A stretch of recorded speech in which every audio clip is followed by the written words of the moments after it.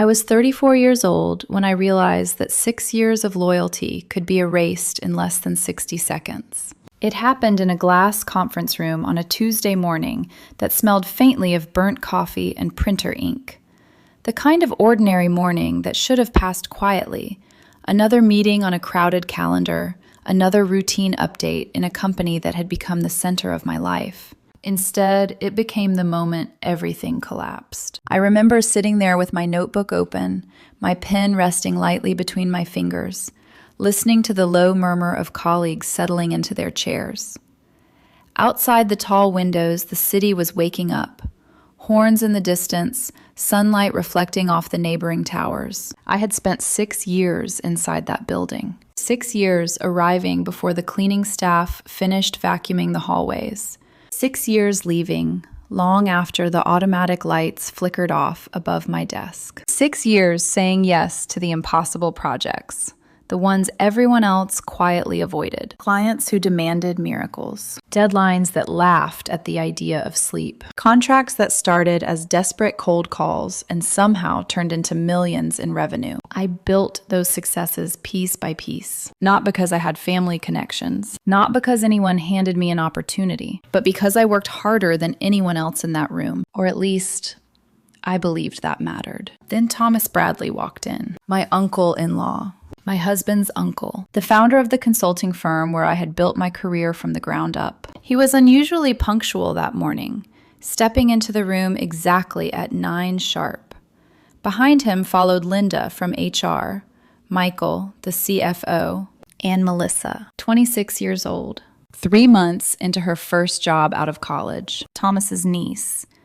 My husband Ethan's cousin. She stood beside him at the front of the room, smiling nervously in a brand new navy blazer that still looked like it carried the scent of a department store. Something in my chest tightened. I didn't know why yet. Thomas clicked the remote in his hand. The screen behind him lit up with the company's organizational chart. Then a new title appeared beneath his name, Vice President of Strategic Development. And inside that box was Melissa's name, not mine. Melissa, 3 months of experience, standing above the division I had spent 6 years building. The room went silent, the kind of silence that spreads slowly as everyone realizes the same thing at the same time. I sat there perfectly still, my face calm from years of client meetings. But inside me, something had already started to crack. Because in that moment, I understood something painful. Hard work can earn respect, but in the wrong room, blood will always outrank merit. And I knew, with a strange, cold certainty, my life was about to change. My name is Danielle Carter, and before that Tuesday morning, I believed in something very simple. If you worked hard enough, eventually people would notice. Not immediately, not dramatically, but over time. Effort would accumulate like compound interest, quietly building a reputation that spoke louder than any family name or personal connection. At least, that was the philosophy that had guided the last 6 years of my life. I was 28 when I first walked through the glass doors of Bradley Consulting with a brand new briefcase and a carefully tailored suit that cost more than I should have spent at the time. My resume was already familiar to Thomas Bradley, my husband Ethan's uncle, because he had encouraged me to apply after I finished my graduate program. Danielle has the work ethic this industry needs, he had told the partners during my interview. She won't disappoint you. At the time, I felt a complicated mix of gratitude and determination. Yes, the introduction had come through family, but once I stepped into that office, I swore to myself that I would earn everything else. And for years, that's exactly what I did. Consulting is not a glamorous profession the way people imagine. It's long hours buried in spreadsheets, constant travel, and clients who call at midnight expecting immediate answers to problems they created themselves. But I loved it. I loved the strategy, the puzzle of turning struggling companies into success stories. The moment when a client finally leaned back in their chair and said, "This might actually work." Those moments made the exhaustion worth it. My first major account came during my second year, Morrison Industries. At the time, they were a mid-sized manufacturing company looking for help restructuring their logistics network. Most consultants at Bradley avoided them because the contract was small and the problem looked messy. I volunteered anyway. What started as a modest trial project slowly expanded into a full strategic partnership. Within 3 years, Morrison Industries became a $2.3 million annual contract for the firm. Then there was the Henderson expansion project, a nightmare of regulatory hurdles and delayed construction timelines that everyone expected to fail. We finished it ahead of schedule. The Midwest territory restructure that the board estimated would take 2 years, my team completed it in 11 months and increased projected revenue by 40%. By the end of my 3rd year, I had been promoted to senior consultant. By year 4, I was managing my own team. By year 5, I was overseeing 3 departments and mentoring nearly every new hire who came through the company's training program. My performance reviews read like glowing letters of recommendation. Exceptional leadership, strategic thinking well beyond her years, essential to the company's future. Thomas himself had said those words to me just 3 months before that Tuesday meeting. And I believed him, not because he was family, but because I thought my results had made the question irrelevant. At home, life seemed equally stable. My husband Ethan and I had been married for 8 years. We met during my final year of university at a mutual friend's birthday party. Ethan was warm, easygoing, the kind of man who laughed easily and made crowded rooms feel comfortable. Our personalities balanced each other. I was structured and driven. He was relaxed and optimistic. He worked in commercial architecture and had a quieter career path than mine, but he was proud of what I had built at Bradley Consulting.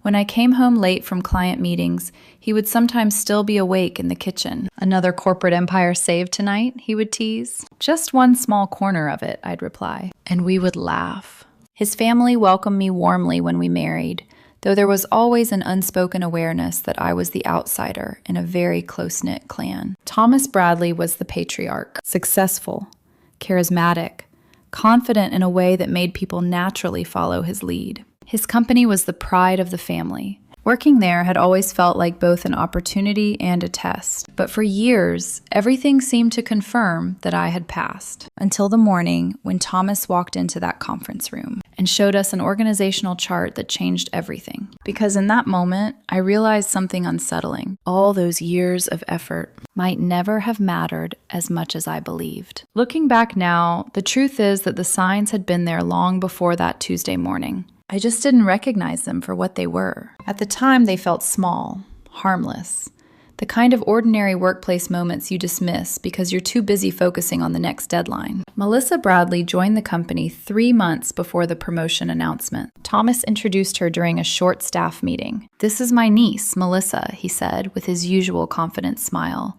"She just graduated with a communications degree and will be helping the marketing team with digital outreach." The announcement barely registered as important. Bradley Consulting was large enough that new hires appeared almost every month.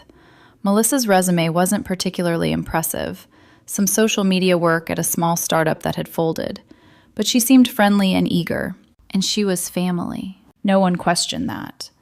When she came by my office during her first week, she looked slightly overwhelmed by the maze of software systems and reporting protocols that governed our projects. "Hi, Danielle," she said shyly, standing in the doorway. "Thomas said you're the person who understands how everything works around here." I smiled.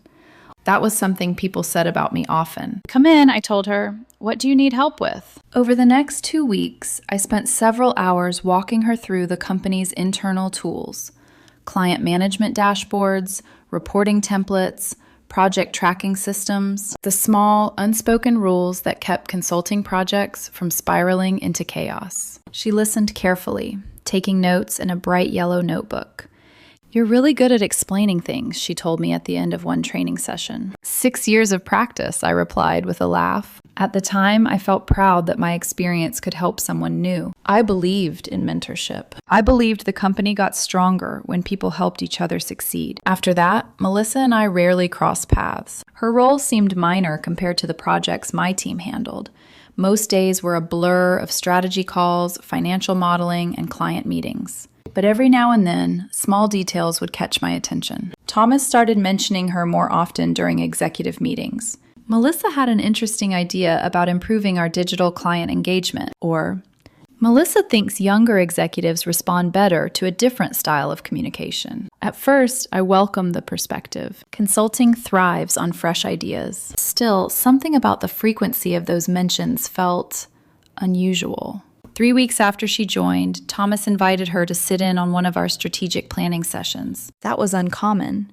Those meetings were typically reserved for senior consultants and department leads. When I raised an eyebrow during the meeting break, my colleague Marcus leaned toward me. "Guess family internships come with executive privileges," he whispered. I shrugged it off. "Let's not judge someone before they prove themselves," I said. Marcus chuckled quietly. "You're too generous, Danielle." Maybe I was. Over the following weeks, Melissa appeared in more meetings.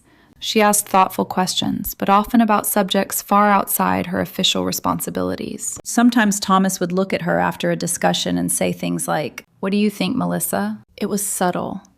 But gradually, the dynamic in those rooms began to shift. One afternoon, Karen from operations stopped by my office with 2 cups of coffee. She handed one to me and leaned against the doorframe. "You've noticed it too, right?" she asked. "Noticed what?" "Thomas bringing Melissa into everything." I hesitated. I assumed he was mentoring her. Karen gave a small, skeptical smile. "Maybe."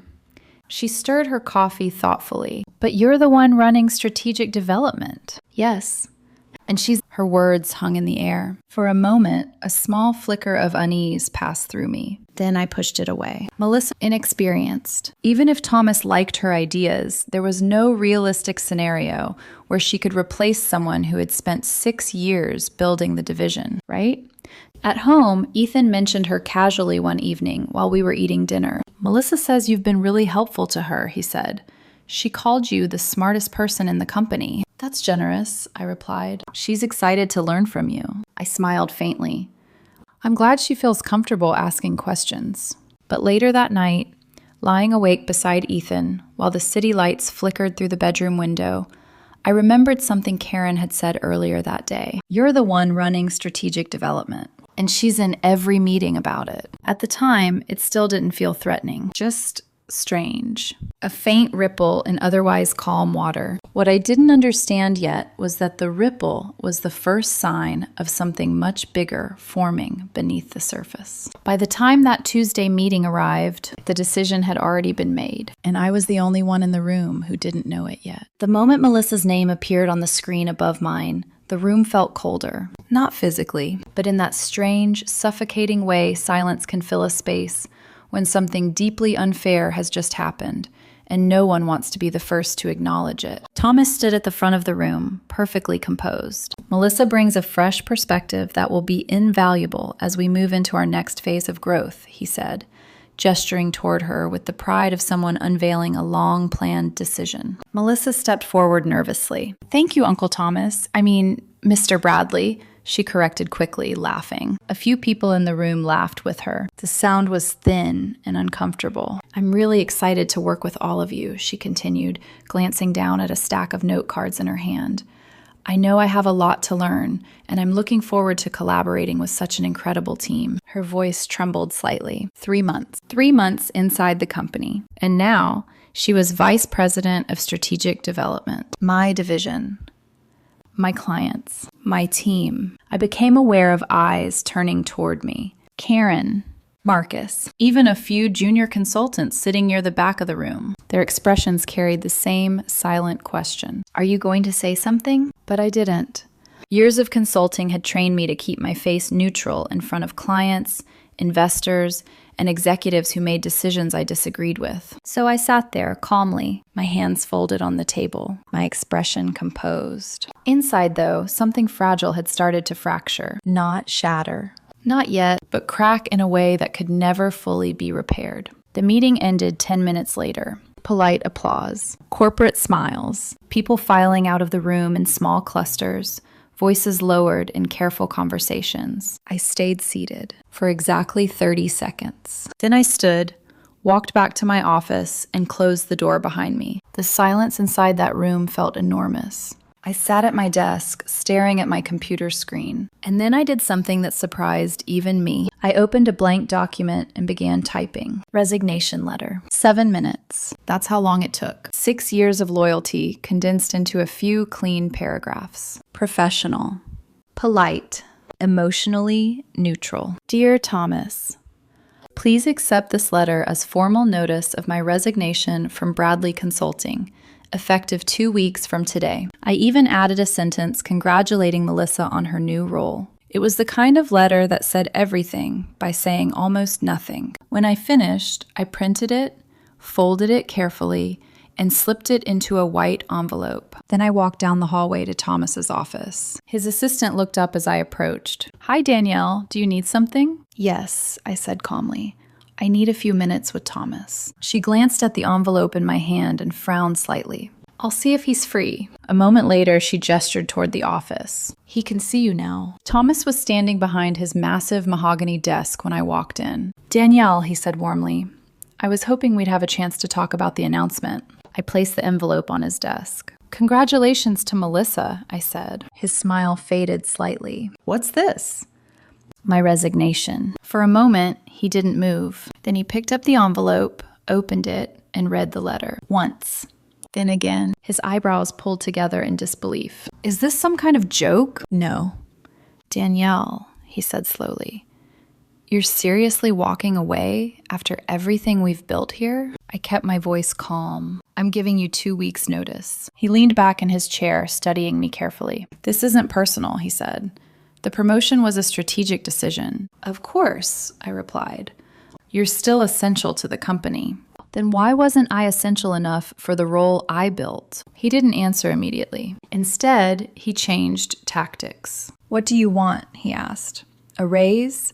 A different title? I don't want anything. Be reasonable. I am. He stood up, walking around the desk until he was only a few feet away from me. You're making a mistake. I don't think so. For the first time since I entered the office, his tone hardened. You're letting your ego get in the way of your future. I almost laughed. My ego? Yes. You promoted someone with 3 months of experience to run the division I built, I said quietly. And you're talking about my ego? He didn't respond. Instead, he opened a folder on his desk and slid a document toward me. My upcoming annual review. A 40% salary increase. Equity options. A path to vice president within 18 months. It could still be yours, he said. I looked at the numbers. They were generous. Impressive, even. Then I pushed the paper back across the desk. I appreciate the offer, I said. That's not an answer. It's the only one I have. As I walked toward the door, he said something that stopped me. You're making a mistake, Danielle. The words sounded less like advice and more like a warning. I called Ethan from my office 15 minutes after leaving Thomas's room. For a moment, I just stared at my phone before pressing the call button. The screen reflected my face back at me, calm, controlled, the same expression I had worn through countless high-pressure negotiations. But my chest still felt tight. Ethan answered on the third ring. Hey, he said cheerfully. Everything okay? I'm heading into a design meeting in a few minutes. I won't keep you long, I said. There was a pause. Something in my tone must have reached him. What's wrong? I just handed in my resignation. Silence. Not the casual silence of someone thinking. The heavy kind. The kind that stretches long enough to feel uncomfortable. You... what? Ethan finally said. I resigned this morning. From Bradley Consulting? Yes. Another pause. Danielle, he said carefully. What happened? I leaned back in my chair and looked at the skyline outside my window. Melissa was promoted. That's not surprising, he replied. Uncle Thomas has been mentoring her. To vice president. The silence returned. This time it lasted even longer. Wait, Ethan said slowly. Vice president of what? Strategic development. That's your division. Yes. He exhaled quietly. Well, maybe she's just the public face of the role. You're still running everything operationally, right? No. Did you talk to Uncle Thomas? Yes. And? He offered me a raise and equity options after promoting her. So he values you. He wants me to stay in second place. Danielle. His voice carried that careful tone people use when they're trying to keep a conversation from turning into an argument. "You're reacting emotionally," he said. "This could create tension between you and my family." "I'm not asking for permission," I replied quietly. "I'm informing you." Another long silence. "You should have talked to me before making a decision like this," he said. "It was a professional decision. It affects our lives too." "I know. So what's your plan?" "I'll figure it out." "You quit without another job lined up?" "Yes," Ethan sighed. "That's risky." "I'm aware. You've spent 6 years building a career there." "I know." "And you're walking away because Melissa got promoted?" "I'm walking away because merit didn't matter." "Maybe you're overthinking it," he said. For the first time, irritation flickered through my calm. 3 months, Ethan. I get that it's frustrating. It's not frustration. Then what is it? It's a boundary. He didn't answer immediately. When he finally spoke, his voice sounded quieter. "Uncle Thomas won't be happy about this. That's not my responsibility." "It kind of is," he said gently. "You're part of the family now." That sentence landed harder than he probably intended. Part of the family. Except that morning had proven something very clearly. When decisions mattered, I wasn't. "I have to go," I said. "Danielle, I'll see you tonight." I ended the call before he could say anything else. By lunchtime, half the office already knew. Corporate gossip moves faster than official announcements. Some people avoided eye contact as I walked through the hallway. Others gave small, sympathetic nods. Karen from operations appeared in my doorway around 1 o'clock, carrying a cup of coffee I hadn't asked for. She placed it on my desk and crossed her arms. "So," she said, "is it true?" "Yes." "You resigned?" "Yes." She studied me for a moment. "Do you have a plan?" "I'll figure it out." Karen shook her head slowly. "Danielle Carter doesn't do anything without a plan. Maybe I'm making an exception." She leaned against the doorframe. "For what it's worth," she said, "what happened this morning was messed up." I didn't respond. She continued more quietly. "But it's still Thomas's company." "I know. And Melissa is his family." Another pause. Then she added the part I had been trying not to think about all day. "You married into that family," Karen said gently. "But you're not blood." Her words settled into the silence of my office. Painfully accurate. Painfully unavoidable. And for the first time since that meeting ended, I wondered whether my resignation had just started something much bigger than a workplace conflict. Because if Ethan believed his family was being attacked, this wasn't just going to stay inside the office. It was going to follow me home. My final 2 weeks at Bradley Consulting passed in a strange, quiet tension. Not open hostility, not confrontation, just a subtle shift in the air that everyone could feel, but no one wanted to address directly. Thomas never spoke to me again after that meeting in his office. Not once. For a man who normally walked the halls greeting employees by name, that silence was loud. Melissa, on the other hand, tried several times to stop by my office. The first time happened 2 days after the announcement. She stood in my doorway holding a notebook, looking slightly nervous. "Danielle," she said gently. "Yes?" "I was hoping you might have time to walk me through the Morrison Industries account. Uncle Thomas said you've been managing it since the beginning." I studied her face. There was no arrogance there, just uncertainty, maybe even a little fear, which made the situation more complicated than simple resentment. "Of course," I said. I spent 40 minutes explaining the contract history, the restructuring strategy, and the financial projections for the next quarter. She took careful notes. At the end, she looked relieved. "Thank you," she said quietly. "I know this must be awkward." "It's business," I replied. But after that meeting, I changed something. From then on, I gave her exactly what she asked for and nothing more. No strategic insights, no additional guidance, just the bare information necessary for a transition. By the end of the first week, she stopped coming by. At home, things were not much better. Ethan and I weren't fighting exactly, but we also weren't really talking. We moved around the apartment like two people sharing space instead of a life. Dinner conversations stayed on safe topics. Weather, weekend plans, work, but never the decision I had made, and never the tension building between us. One evening, about a week after I resigned, Ethan finally broke the silence. "Thomas called today," he said while we were washing dishes. I paused. "Oh?" "He's worried about the transition." "That's understandable." "He said Melissa is having trouble understanding some of the accounts." I rinsed a plate slowly. "She's new." "He also said you didn't leave much documentation." That made me turn around. "I left 42 pages of documentation." Ethan shrugged. "I'm just telling you what he said." Something sharp settled in my chest. "Interesting." "What?" "That's not what happened." "Well," Ethan said carefully, "he's under a lot of pressure right now. Pressure caused by his own decision." "Danielle."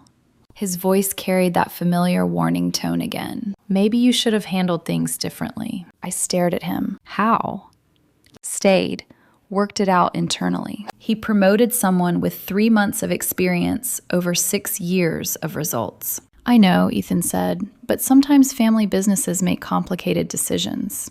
I dried my hands slowly. "That doesn't make them right." "No," he admitted, "but walking away like this, it feels like you're punishing them." "I'm protecting myself." He didn't answer, but the distance between us felt wider than ever. 2 weeks later, I walked out of Bradley Consulting for the last time. My office packed into 3 cardboard boxes. My resignation finalized. As I stepped into the elevator, Thomas appeared in the hallway behind me. "Last chance," he said. The elevator doors paused. "I can have HR process a counteroffer." "Why now?" I asked. "Because I didn't think you'd actually leave." "So you thought I was bluffing?"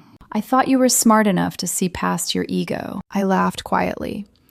"You promoted your niece over your most experienced manager, and you're still calling this my ego?" His jaw tightened. Then he said something that explained everything. "She has potential, without the complication of being married to my other nephew," he said. "Without people thinking she got the job because of family connections." For a moment, I just stared at him. The irony was almost painful. "So you gave the position to someone who actually is family," I said. The elevator doors closed before he could respond. 3 days later, my phone rang. Unknown number. "Hello? Danielle Carter?" "Yes." "My name is Linda Chen. I'm the COO of Apex Strategic Group, one of the largest consulting firms in the region." "We've been tracking your work for a while," she said, "especially the Morrison Industries account and the Midwest Restructuring Project." My heart beat a little faster. "I see. I heard you recently left Bradley Consulting." "I did." "Would you be open to discussing an opportunity?" 2 weeks later, I was sitting in a sleek conference room at Apex's headquarters. Linda was direct and professional. "Apex operates differently from most consulting firms," she explained. "We have a strict, merit-based promotion policy. No nepotism, no family favoritism." The words landed with quiet significance. "We promote based on results, period." I nodded slowly. "That's exactly what I'm looking for." She smiled. "Good, because we'd like you to lead our strategic markets division as vice president." The title. The role. The position I had spent 6 years building somewhere else. But this time, it wasn't handed to someone with a family name. It was offered to me. They made the offer that same afternoon. Base salary 50% higher than Bradley Consulting. Full equity package. The freedom to build my own team. I accepted 2 days later. For the first time in weeks, I felt something close to relief. But I had no idea yet that my departure from Bradley Consulting was about to trigger consequences no one could control, because the company I had left behind was already beginning to crack. My first day at Apex Strategic Group should have felt like victory. Instead, it felt strangely quiet inside my chest. Linda Chen walked me through the office that morning. Sleek glass walls, open workspaces filled with energy, teams moving quickly between strategy sessions. "This is your office," she said, opening the door to a corner suite overlooking the river. The sunlight flooded the room. "Everything here is yours to build," she added. "Your division, your team, your strategy." I smiled. "Thank you." And I meant it. Professionally, everything about Apex felt like validation. They had hired me for my work, not because of my last name or the family I had married into. But success in one part of life doesn't automatically repair the damage in another. That night, Ethan and I had dinner together in silence. Finally, he set his fork down. "Michael called me today," he said. Michael, the CFO from Bradley Consulting. "What did he want?" I asked. "He said the Morrison Industries account pulled their contract." My stomach tightened. "That was fast." "They asked for you specifically at their renewal meeting," Ethan continued. "When Melissa showed up instead, they weren't happy." I leaned back in my chair slowly. "That's unfortunate." "Unfortunate?" Ethan repeated. "Danielle, that contract was worth over $2 million a year." "I'm aware. They lost it 3 days after you left. That's their problem." Ethan stared at me. "That's cold. It's reality. But you knew that might happen." "I didn't tell Morrison to leave." "But they trusted you." "Yes. And now Bradley Consulting is collapsing because of it." Something sharp flickered inside me. "No," I said quietly. "They're collapsing because they made a bad decision." Ethan shook his head. "You're taking their clients." "I'm accepting work that comes to me, but you know what it's doing to my family." That sentence lingered between us. My family. His family. The distinction had never felt so clear before. "I didn't destroy Bradley Consulting," I said calmly. "They did that themselves. That's not how my parents see it." "Of course it isn't. They think you're being vindictive." "I'm being successful." He pushed his chair back slightly. "This isn't the woman I married." I felt the sting of that more than I expected. "I'm the same person," I said quietly. "You used to care about people more than winning." "I care about fairness." "You're destroying my uncle's company." I walked away. "You took their clients." "They came to me." "Because you knew their entire business structure." "Yes," I said. "That's consulting." Ethan rubbed his face with both hands. "This is tearing my family apart." "And what about me?" I asked softly. He didn't answer. That silence told me everything. 3 days later, Ethan packed a small bag. "I'm going to stay with my parents for a while," he said. "For how long?" "I don't know." "You're leaving?" "I need space to think." "To think about what?" His voice lowered. "I can't choose between you and my family." The words landed like a quiet explosion. For a moment, neither of us moved. Finally, I nodded. "I understand." He looked surprised. "You're not going to argue? What would be the point? I thought you'd fight for us." I looked at him carefully. "I did," I said, "for 6 years." He left that night. The apartment felt enormous without him. Too quiet. Too empty. 3 days later, Ethan came back, but something between us had changed. We sat across from each other at the kitchen table, like strangers negotiating a contract. "I think we should separate," he said eventually. "Divorce?" "Not yet. Just space." "How long?" "I don't know." There it was again, that uncertainty, the slow unraveling of something we had spent nearly a decade building. I helped him move into a small apartment downtown 2 weeks later. When the door closed behind him, the silence in our home felt heavier than anything I had experienced in the boardroom. At work, Apex was thriving. Within weeks, Morrison Industries signed a 3-year contract worth $2.8 million annually with us. 2 more former Bradley clients contacted me shortly afterward. Linda asked carefully, "Are you comfortable taking these accounts?" "Yes," I said. But every success carried a strange echo, because while my career was rising faster than ever, my marriage was quietly falling apart. And the worst part wasn't the anger. It wasn't the arguments. It was the realization that Ethan and I were no longer standing on the same side of the line. For the first time in 8 years, we were on opposite sides of the same story. 3 months after I joined Apex, my phone rang late one afternoon while I was reviewing a client proposal. The number was familiar, Thomas Bradley. For a moment, I simply stared at the screen while it vibrated in my hand. Then I answered. "Hello?" "Danielle," he said. His voice sounded different, older, tired.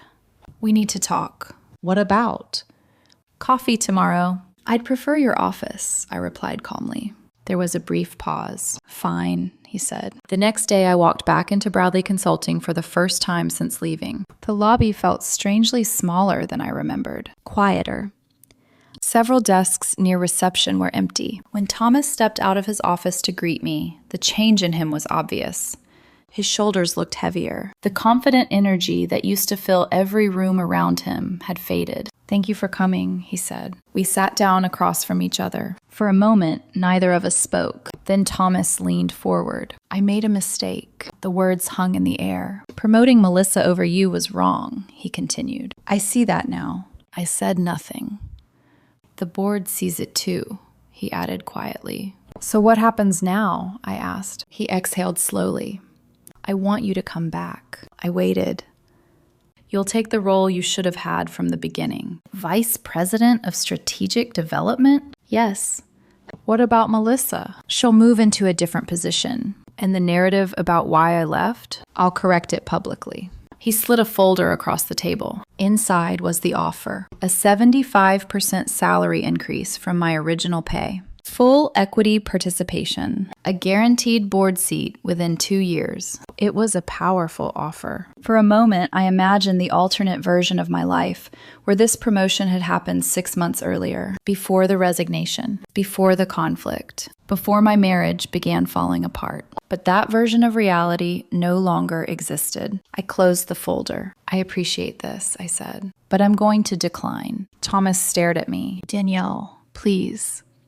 "This company needs you," he said quietly. "I need you." "I already have a job." "But Bradley Consulting is where you built your career." "Yes, and now you're destroying it."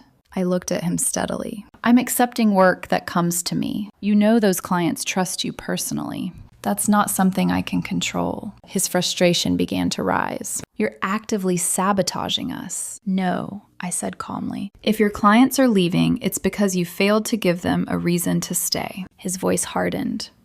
"Ethan won't forgive you for this." I stood up slowly. "My marriage isn't a bargaining chip. You're tearing apart my family's company." "You did that when you decided family mattered more than competence." For a moment, neither of us spoke. Then Thomas asked the question that had probably been haunting him for months. "Why didn't you just stay?" I considered the answer carefully. "Because if I had stayed," I said, "I would have been telling myself that my work didn't matter." He leaned back in his chair.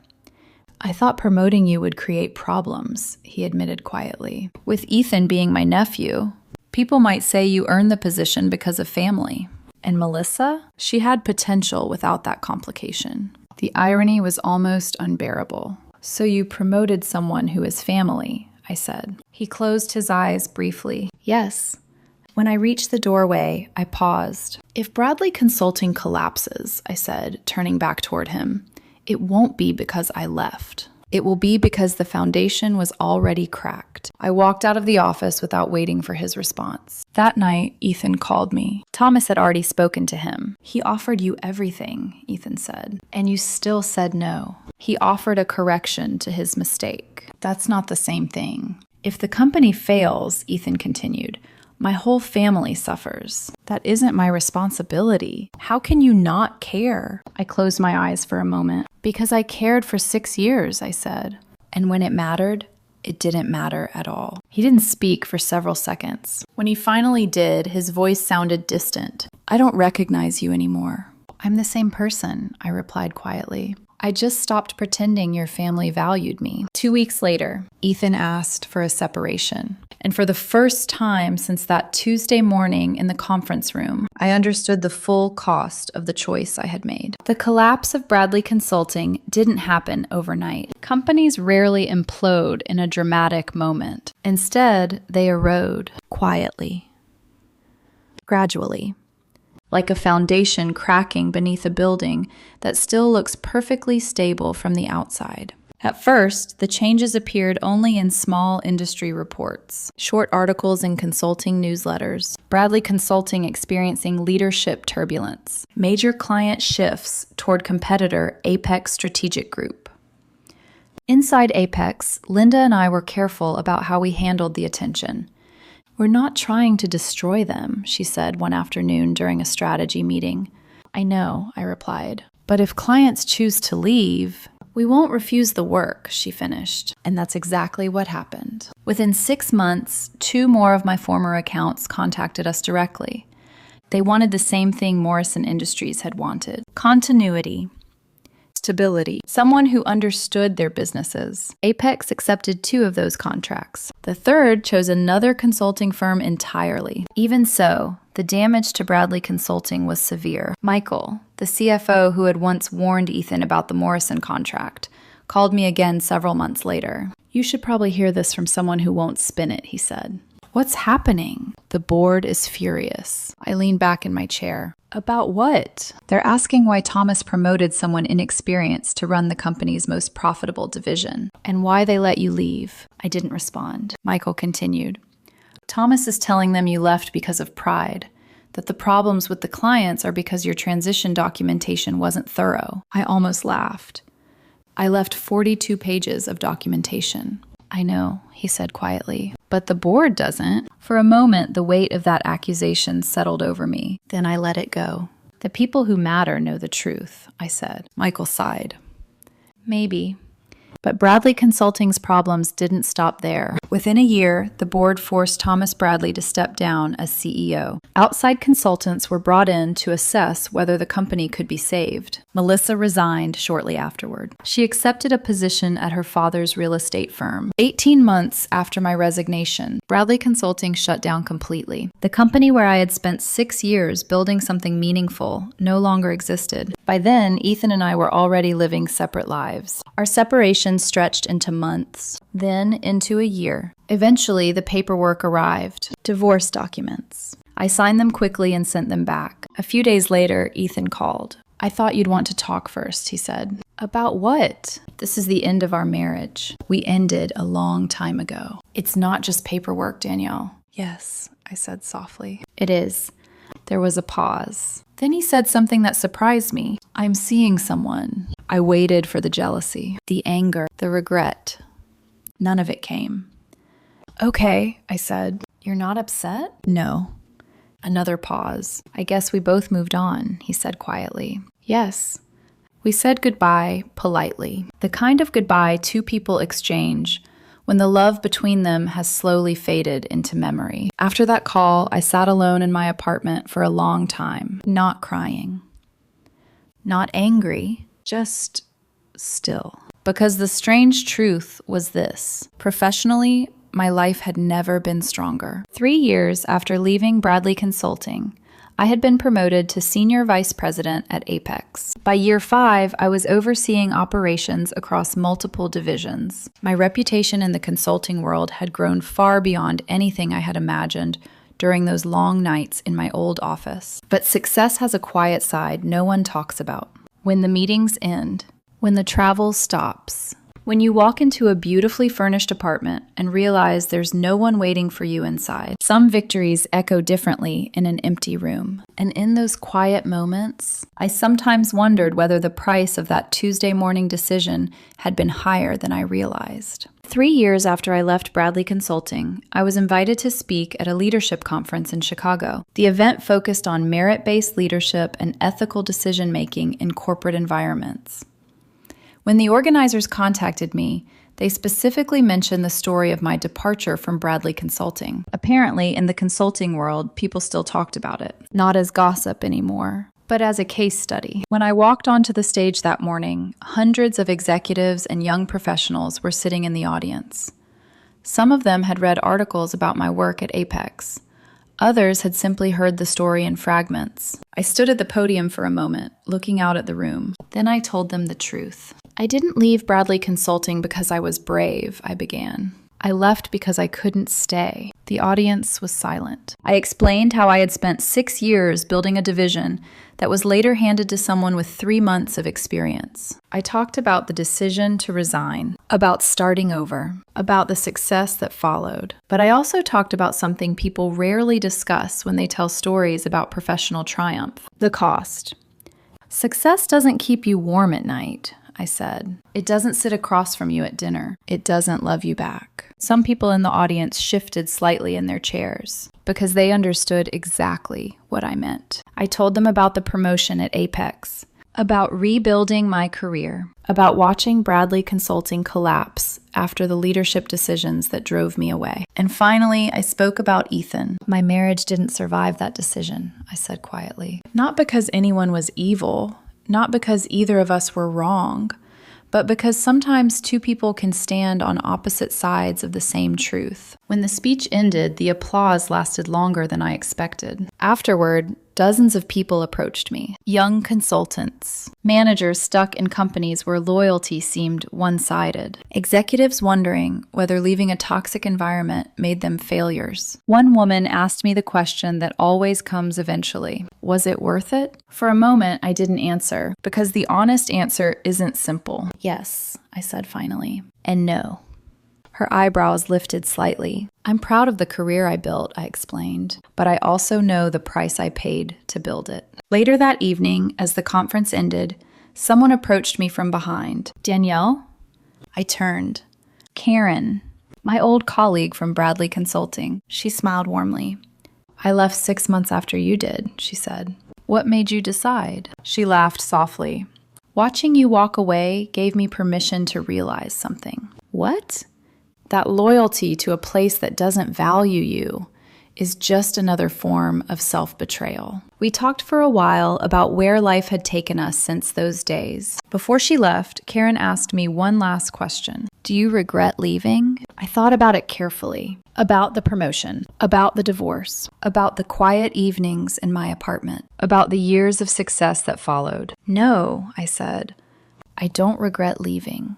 Then I added something that still felt true, but I do regret how much it cost. 5 years have passed since that Tuesday morning in the conference room. These days, I spend many weekends near the ocean, sitting on a weathered wooden bench overlooking the water. The waves move slowly, rhythmically, as if the world's chaos means nothing to them. People often write to me asking the same question. Should they leave their jobs? Should they walk away from environments that don't value them? Should they risk everything for self-respect? I always tell them the same thing. Every door you open closes another. Every victory carries a cost. Every choice shapes the life you'll eventually live. I chose self-respect over comfort, career over compromise, and that choice gave me a life I'm proud of. But it also took things from me. That isn't tragedy. It's simply the mathematics of living honestly. And if I could go back to that Tuesday morning, to the fluorescent lights, the stale coffee, and the organizational chart with Melissa's name above mine, I would still write the same resignation letter. Because sometimes the most important thing you can protect